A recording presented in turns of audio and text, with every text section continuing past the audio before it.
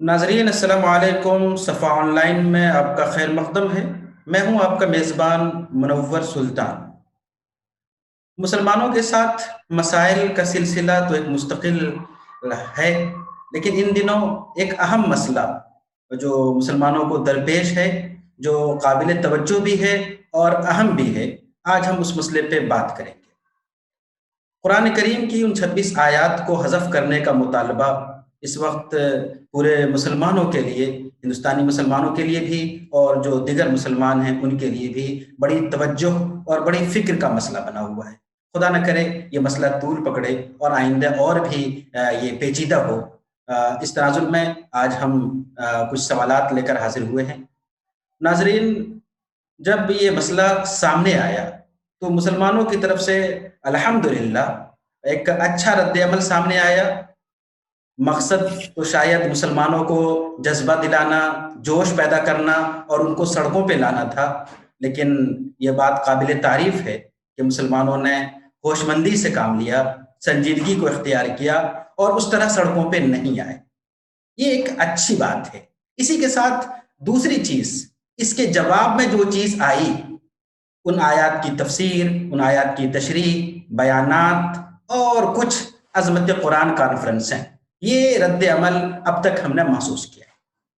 सवाल ये है कि इस जैसे अहम तरीन मसले के लिए क्या ये जवाब काफ़ी है? क्या ये जवाब वक्ती नहीं है? क्या ऐसा एक बार फिर हम महसूस नहीं कर रहे हैं कि एक बड़े मसले के लिए हम वक्ती और जज्बाती हल पेश करके हम फिर खामोश हो जाएंगे और ये मसला जू का तू बाकी रहेगा? ये सवाल इसलिए भी पैदा होता है कि इस तरह के एतराज़ात इससे पहले भी हुए हैं और कुछ कोशिशों के बाद हम खामोश हो गए, फिर ये दूसरा एतराज़ और तीसरा एतराज़, एक सिलसिला जारी रहता है।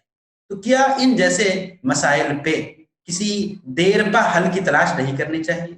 क्या वो देरपा हल क्या हो सकता है और किस तरह की कोशिशें होनी चाहिए कि ठोस, देरपा और मुस्तकिल हल हम पेश कर सकें? आज हम यही सवालात लेकर हाजिर हुए हैं। हमारे साथ मुल्क के मारूफ आलिम दीन, मारूफ इस्लामी स्कॉलर हज़रत मौलाना डॉक्टर नज़रुल इस्लाम नदवी साहब मौजूद हैं। आज हम उनसे बात करेंगे इस अहम मौजू पे और उनसे समझेंगे कि इन जैसे मसले का देरपा हल क्या है, और फिर मज़ीद कुछ और सवालात आपके सामने आएँगे इंशाअल्लाह। तो मौलाना का इस्तकबाल करते हैं, खैर मक़दम करते हैं सफ़ा ऑनलाइन टीम की तरफ से। और सबसे पहले मौलाना, हम आगाज़ यहाँ से करेंगे कि मुसलमानों की तरफ से जो रद्द अमल सामने आया है, गुज़श्ता की तरह इस बार भी क्या हम लोग इसे एक वक्ती मसला समझकर रद्द अमल पेश कर रहे हैं? क्या ऐसा आपको महसूस नहीं हो रहा है? बिस्मिल्लाहिर्रहमानिर्रहीम।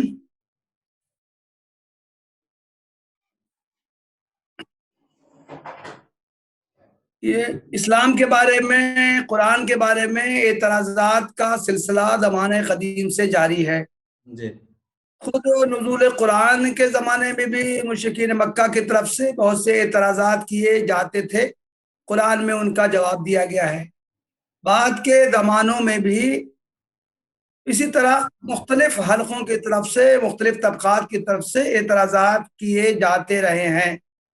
खुद हमारे मुल्क हिंदुस्तान में भी एतराज़ात का सिलसिला काफ़ी दिनों से जारी है।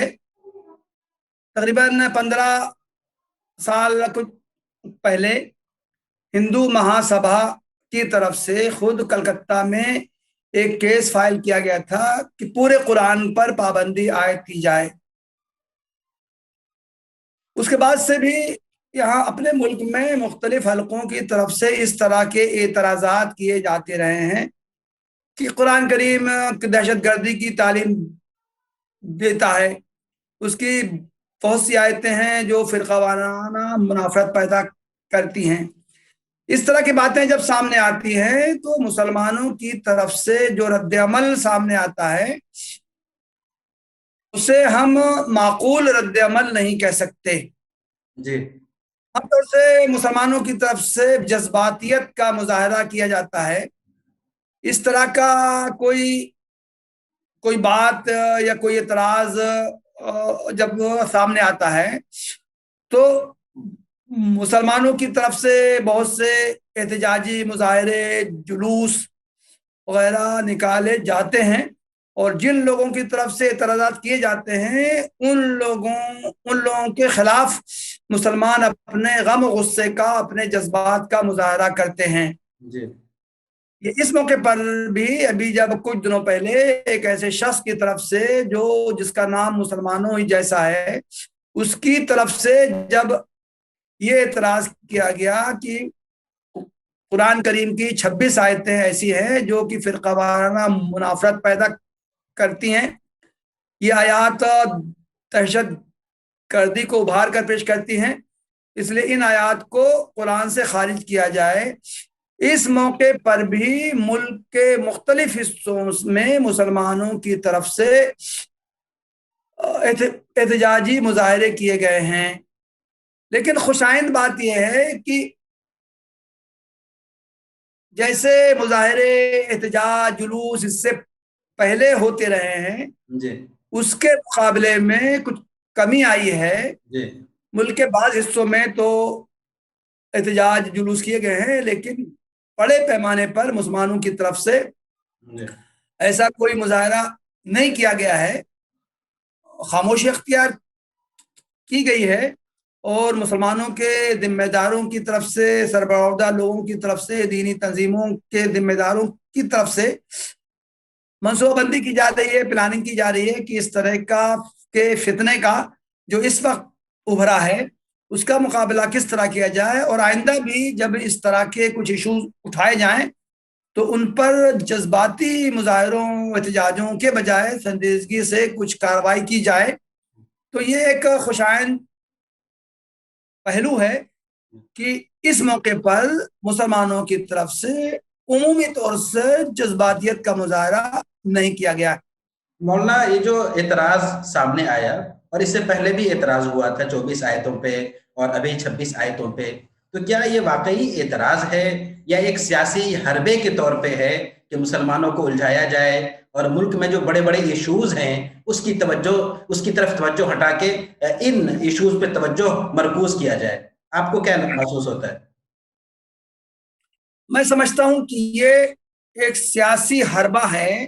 जी कुछ ताकतें हैं जो ये मुसलमानों को मुख्तलिफ इशूज में उलझा के रखना चाहती हैं। होना तो ये चाहिए था कि मुल्क के इक़्तिदार पर जो लोग काबिज हैं जी वो मुल्क के मफाद में, बाशिंदगान मुल्क के मफाद में कुछ काम करते, और उनकी सियासत तामीरी मज़बूत होती, जी वो अवाम को फ़ायदा पहुंचाने की स्कीमें बनाते और उसको नाफिज करने की कोशिश करते। जी लेकिन सूरत हाल है कि वो इसमें बुरी तरह नाकाम है। अपनी नाकामी पर पर्दा डालने के लिए ये ऐसे मंसूबे बनाते हैं कि कुछ कुछ वक्फे के बाद ऐसे इश्यूज को हाईलाइट किया जाए, ऐसी चीज़ों को नुमाया किया जाए जिससे फिरकावाराना मुनाफरत में इजाफा हो, जी मुल्क में फिरकावाराना हम आहंगी ख़त्म हो, और मुल्क में रहने वाले जो मुख्तलिफ के मज़ाहिब के मानने वाले हैं, मुख्तलिफ तबक़ात हैं, उनमें आपस में कशमकश पैदा हो। जी क्योंकि मुसलमान अगरचे यहाँ अक़लियत में हैं लेकिन एक बहुत बड़ी तादाद में हैं, तो मंसूबाबंद तरीके से ये प्लानिंग होती है कि कुछ कुछ वक्फे के बाद उनको मुख्तलिफ मसाइल का शिकार बनाया जाए, उनको उलझाया जाए। इसी तरह मंसूबा ये भी तैयार किया जाता है कि हिंदुओं को जो मुल्क में बहुत बड़ी तादाद में हैं उनको मुसलमानों के खिलाफ खड़ा किया जाए, उनके जहनों में मुसलमानों के खिलाफ नफरत का जहर भर दिया जाए, ताकि यहाँ मुल्क में जो दो बड़ी कौमियतें हैं वो आपस में उलझी रहें। तो असलन ये कोई ऐसा इशू है ही नहीं है कि कुरान करीम में कुछ ऐसी तालीमात हैं जो मुनाफरत फैलाने वाली हैं और उनका मसला हल होना चाहिए। तो ऐसा कुछ नहीं है, इसलिए कि ये जो एतराज़ात किए जाते हैं उनके मुख्तलिफ इससे पहले भी जवाब दिए जाते रहे हैं। जी अगर वाकई ये लोग समझना चाहते یہ سنجیدگی سے یہ جاننا چاہتے کہ کیا یہ آیات واقعی منافرت پھیلانے والی ہیں، تو ظاہر ہے کہ ان کو اس کا جواب اس سے پہلے بھی جواب دیا چاہتا رہا ہے. ان جوابوں پر اگر وہ غور کرتے تو ان کے اعتراضات رفع ہوتے. لیکن اصلاً جو لوگ اس ایشو کو ابھارتے ہیں ان کا مقصد اعتراض کا جواب حاصل کرنا ہوتا ہی نہیں ہے. وہ تو یہ چاہتے ہیں کہ کچھ وقفے سے ایسی باتیں اٹھائی جائیں، ایسے مسائل پیدا کیے جائیں جس سے ہندو مسلم منافرت باقی رہے، قائم رہے، اور خود مسلمان اپنی فلاح و بہبود کے لیے سنجیدگی سے کوئی کام نہ کر سکیں بلکہ ان مسائل میں وہ الجھے رہیں. اب ہم آتے ہیں اصل موضوع کی طرف. ہم نے اس کا شروع میں ہی یہ بات کی تھی کہ اس کا دیرپا حل کیا ہے. اس طرح کے جو ایشوز اٹھائے جاتے رہتے ہیں، جس کو آپ نے کہا یہ اعتراض کم اور سیاسی حربہ زیادہ ہے، تو گویا یہ موضوع تو مسلمانوں سے متعلق ہے لیکن اصلاً اس میں سیاست بھی ہو رہی ہے اور نفرت بھی بڑھاوا دینا اور وغیرہ بہت ساری چیزیں ہیں. تو اس کا دیرپا اور ٹھوس حل کیا ہو سکتا ہے آپ کی نظر میں؟ یعنی کس طرح کی کوششیں ہونی چاہیے جواب کے طور پہ؟ جی یہ بالکل صحیح ہے. ہمیں اس پر غور کرنا چاہیے کہ جو یہ فتنہ کھڑا کیا گیا ہے جی اس کو ٹارگٹ کیسے کیا جائے، اس کو ختم کیسے کیا جائے، اور کیسی منصوبہ بندی کی جائے. کس طرح کے ایشوز اگر آئندہ بھی اٹھانے کی کوشش کی جائے تو اس کا ایک مؤثر حل مسلمانوں کی طرف سے کیا ہو سکتا ہے. اس سلسلے میں ایک تو یہ جو قانونی چارہ جوئی کی گئی ہے تو اس کے خلاف مسلمانوں کے جو باشعور لوگ ہیں ان کو مؤثر پلاننگ کرنی چاہیے، باہم مشورہ کر کے دینی جماعتوں کے جو ذمہ دار ہیں، جو قانون کے ماہرین ہیں، ان لوگوں کو مل کر آپس میں مشورہ کر کے قانونی طور سے اس کا توڑ کیا ہو سکتا ہے اس پر فائنل کوئی ڈیسیژن لے کے اس کا اقدام کرنا چاہیے. دوسری بات یہ ہے کہ اس طرح کی کوششوں کے ظاہر ہے کہ مقصد یہ ہے کہ عوام کی بہت بڑی تعداد کو اسلام کے خلاف، مسلمانوں کے خلاف اور قرآن کے خلاف پسزن کر دیا جائے. چنانچہ آج کل سوشل میڈیا پر بھی اس طرح کی چیزوں کی باڑھ سے آئی ہوئی ہے اور مختلف افراد کی طرف سے ایسے ویڈیو کلپس وغیرہ بہت بڑی تعداد میں عام کیے جا رہے ہیں جس سے کہ عام لوگوں کا ذہن اسلام کے بارے میں، قرآن کے بارے میں مسموم ہو. اس کی تدابیر کے لیے یہ کیا جا سکتا ہے کہ اسی طرح مسلمانوں کی طرف سے، ان کی تنظیموں کی طرف سے کاؤنٹر کچھ کوششیں کی جائیں. اسلام کی صحیح تعلیمات، قرآن کی صحیح تعلیمات اور خاص طور سے ایسی آیتیں، ایسے احکام، ایسی تعلیمات جن کے ظاہری الفاظ کو پکڑ کر غلط فہمیاں پیدا کی جاتی ہیں، ان کی صحیح طور سے ان کی وضاحت کرنے کے لیے سوشل میڈیا پر بھی اسی طرح کام کیا جائے. چھوٹے چھوٹے کلپس تیار کیے جائیں جن میں کہ اسلام کے بارے میں، قرآن کے بارے میں صحیح تعلیمات پیش کی جائیں اور قرآن کے جو حکام ہیں دیگر اقوام کے بارے میں، ایک وہ تکثیری سماج کے بارے میں اسلام کی تعلیمات کیا ہیں صحیح، ان کو عام کیا جائے.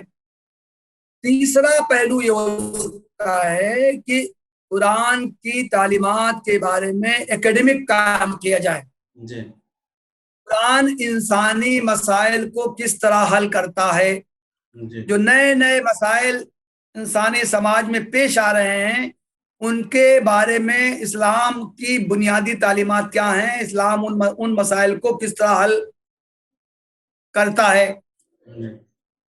قرآن کے بارے میں ایک یہ تصور عام ہے کہ یہ صرف اور صرف مسلمانوں کی مذہبی کتاب ہے جی دیگر مذاہب والوں سے اس کا کوئی تعلق نہیں ہے، بلکہ وہ دیگر مذاہب والوں کے خلاف ہی باتیں وہ کرتا ہے۔ جی اس تاثر کو بھی توڑنے کی ضرورت ہے۔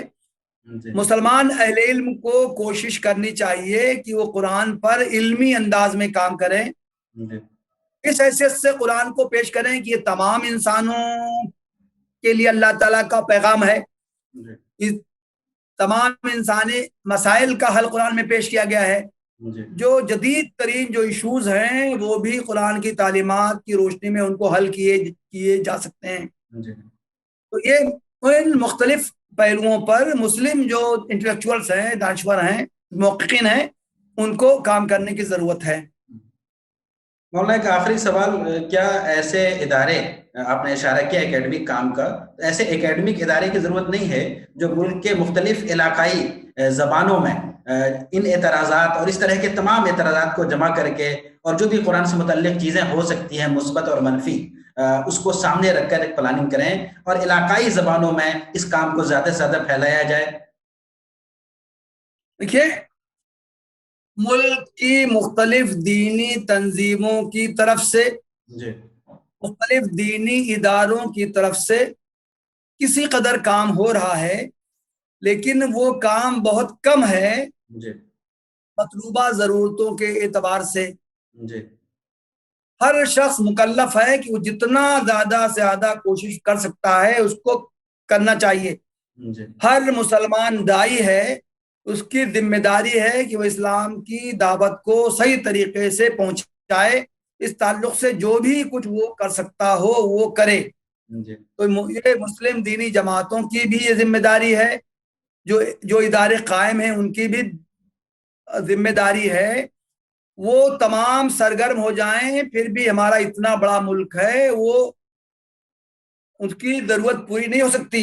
جی اس لیے اس وقت ضرورت ہے کہ خاص قرآن کو بنیاد بنا کر ایسے ادارے قائم کیے جائیں جن میں ایکیڈمک انداز میں کچھ کام ہو، جی اسلام کی تعلیمات، قرآن کی تعلیمات کو عام کرنے کے لیے ہر سطح کا لٹریچر تیار کیا جائے، عام فہم بھی، اوسط درجے کا بھی، اور علمی اور تحقیقی انداز کی بھی کتابیں تیار کی جائیں، تاکہ یہ ملک کے تمام باشندوں سے ان کا خطاب ہو اور ان کی ضرورت پوری کی جا سکیں۔ ہم سب جانتے ہیں کہ ہمارا ملک بہت بڑا ہے۔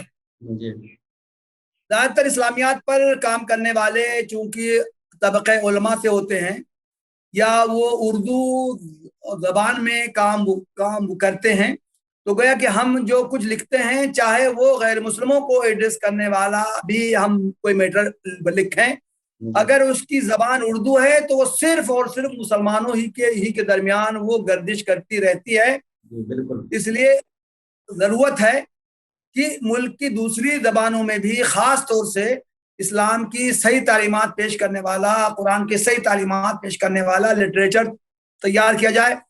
ہندی زبان ملک کے ایک بڑے حصے میں بولی سمجھی جاتی ہے، ہندی زبان میں لٹریچر تیار کیا جائے۔ انگریزی، یہ جدید جو نئی نسل ہے وہ انگریزی زبان سے واقفیت رکھتی ہے، اچھی انگریزی، معیاری انگریزی میں ایسا لٹریچر تیار کیا جائے۔ اس کے علاوہ ملک میں مختلف زبانیں بولی جاتی ہیں، تو مقامی زبانوں میں بھی معیاری ایسا لٹریچر تیار کیا جائے جس سے اسلام کی صحیح تعلیمات عام ہوں اور اسلام کے بارے میں، قرآن کے بارے میں جو غلط فہمیاں پیدا کی جاتی ہیں وہ غلط فہمیاں دور ہو سکیں۔ تو یہ موجودہ حالات میں بہت سخت ضرورت ہے کہ ملک کی تمام مقامی زبانوں میں ایسا لٹریچر تیار کیا جائے، اوریجنل لٹریچر تیار کیا جائے۔ اس کے علاوہ جو اس موضوع پر مفید جو لٹریچر، کتابیں، کتابچے اردو زبان میں موجود ہیں، ان کا بھی دوسری زبانوں میں ترجمہ کیا جائے، اور نہ صرف یہ کہ کتابیں تیار کی جائیں بلکہ سوشل میڈیا کے دوسرے ذرائع استعمال کیے جائیں، مختصر ویڈیوز ایسے تیار کیے جائیں جن سے کہ یہ غلط فہمیاں دور کی جائیں۔ ہمارا جماعت اسلامی ہند کا شعبہ دعوت اس معاملے میں بہت سرگرم ہے، اس نے تو ابھی حال میں یہ پروگرام بنایا ہے کہ جن 26 آیتوں پر اعتراضات کیے گئے ہیں ایک ایک آیت کی الگ الگ ویڈیو کلپ تیار کی جائے گی۔ اس کے علاوہ شعبہ دعوت کی طرف سے جماعت اسلامی کے جو تمام ملک کی ریاستوں میں جو اشاعتی ادارے ہیں ان کی وہ طرف سے بھی ایسے کتابچے اور کتابیں شائع کرنے کا پروگرام بنایا گیا ہے۔ نہ صرف کہ جماعت اسلامی یا ملک کی دیگر جو جماعتیں ہیں وہ بھی سرگرم ہوں تو بھی ملک کی جو موجودہ حالات میں جتنی ضرورت ہے وہ پوری نہیں کی جا سکتی ہے۔ ملک کے تمام باشعور لوگوں کو، مسلم علماء کو، دانشوروں کو اس معاملے میں سرگرم ہونا چاہیے اور جو کچھ وہ اس معاملے میں کر سکتے ہیں انہیں اس میں اپنا حصہ لینا چاہیے۔ بہت شکریہ، جزاک اللہ۔ ناظرین، آپ دیکھ رہے تھے سپا آن لائن کا خاص پروگرام مذاکرہ، اور آج ہمارے ساتھ خاص مہمان تھے مولانا ڈاکٹر اظہر اسلام ندوی صاحب۔ مولانا نے بڑی تفصیل کے ساتھ اس مسئلے کا پس منظر اور اس کا دیر پا اور ٹھوس حل کیا ہو سکتا ہے، مولانا اس کی وضاحت کی۔ اب ہم سب کی ذمہ داری ہے کہ اپنی ذمہ داری کو محسوس کریں اور قرآن سے متعلق اس اہم مسئلے میں اپنی حصہ داری نبھائیں۔ ہم کیا کر سکتے ہیں اس کو ضرور کریں۔ تو اسی کے ساتھ ہمیں دیجیے اجازت۔ بہت بہت شکریہ، جزاک اللہ۔